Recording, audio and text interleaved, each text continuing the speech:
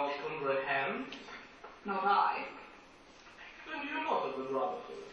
How? You are not of the Mason. Yes, yes, yes, yes. You? Impossible. A Mason? A Mason. A sign, a sign. It is this. You jest, but let us proceed to the Amontillado. Be it so, I said, replacing the tool beneath the cloak and again offering him my arm. He leaned upon it heavily. We continued our route in search of the Amontillado. We passed through a range of low arches, descended, passed on, and descending again, arrived at a deep crypt in which the foulness of the air caused our flambeaux rather to glow than flame.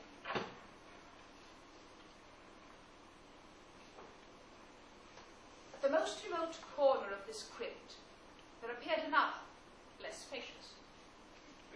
Its walls were lined with human remains piled to the vault overhead in the fashion of the great catacombs of Paris. Three sides of this interior crypt were still ornamented in this manner. From the fourth, the bones had been thrown to the ground and lay promiscuously upon the earth, forming a mound of some size at one point. Within this wall, thus exposed from the displacing of the bones, we perceived a still interior creep to a recess, in depth about 4 feet, in width 3, in height 6 or 7. It seemed that it had been constructed for no special use within itself, but formed merely the background, the support of the colossal roof of the catacombs that was backed by one of the circumscribing walls of solid granite. It was in vain that Fortunato, uplifting his dull torch, endeavored to pry into the depth of the recess. Its termination, the feeble light, did not enable us to see.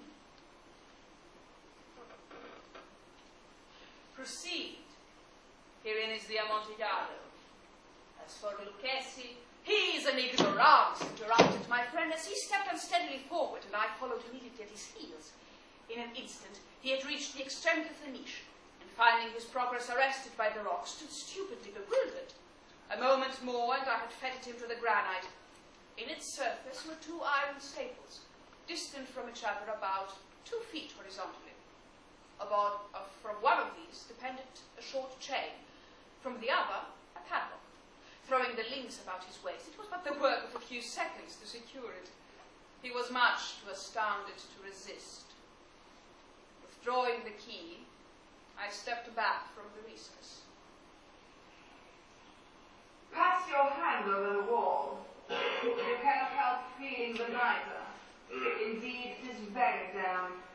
Once more, let me implore you to return. No, then I must positively leave you. But I must first render you all the little attentions in my power. The Amontillado. True, the Amontillado. As I said these words, I busied myself among the pile of bones of which I had before spoken. Throwing them aside, I soon uncovered a quantity of building stone and mortar. With these materials, and with the aid of my trowel, I began vigorously to wall up the entrance of the niche.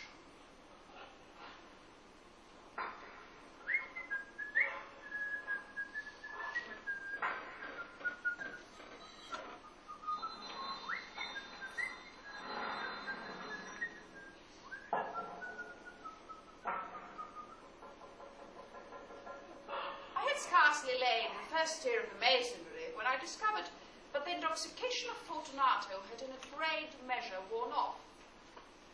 The earliest indication I had of this was a low, moaning cry from the depth of the recess. It was not the cry of a drunken man.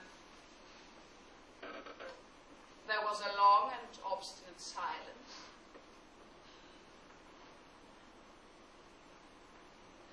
I laid the second tire.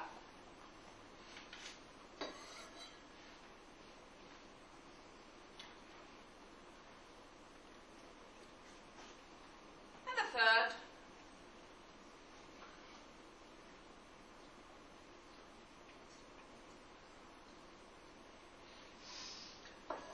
And the fourth.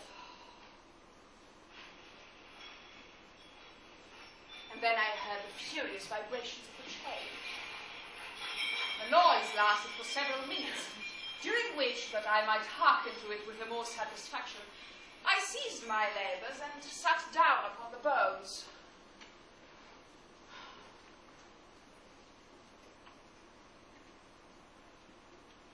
When at last the clanking subsided, I again resumed my trowel and finished without interruption the 5th, the 6th, and the 7th tire.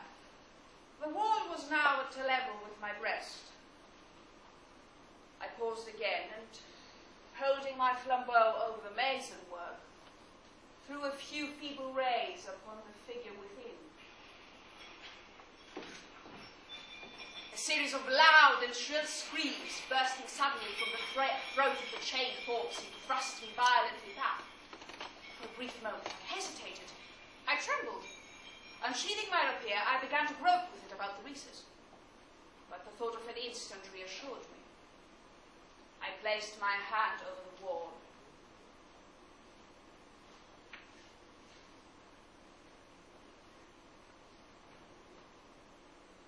And its solid fabric. And felt satisfied. I reapproached the wall and replied to the yells of him who clamoured. I re-echoed. I aided. I surpassed them in volume and in strength. I did this. The clamourer grew still.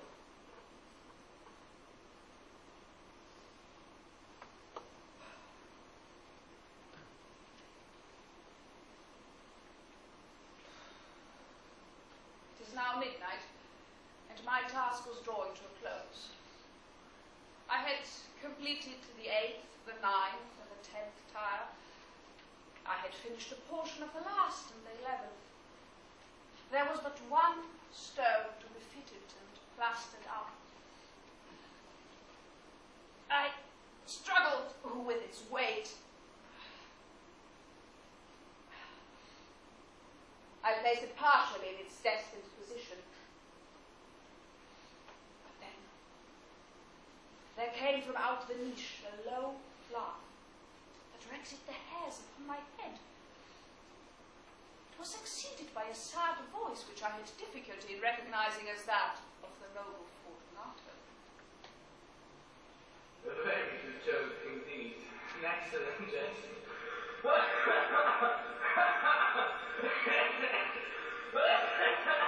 I've many rich love bodies of Valla. Over a while. The Amontillado.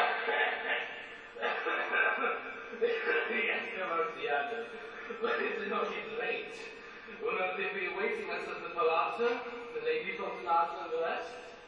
Let us be gone. Yes, let us be gone.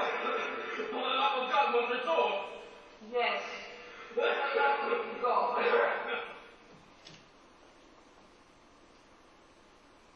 Fortunato? No answer. Fortunato? No answer still. I thrust a torch through the remaining aperture and let it fall within. There came only in return a jingling of the bells. My heart grew sick. It was the dampness of the catacombs that made it so. I hastened to make an end of my labor. I forced the remaining stone into its position. I plastered it up. Against the new masonry, I re-erected the old rampart of bones.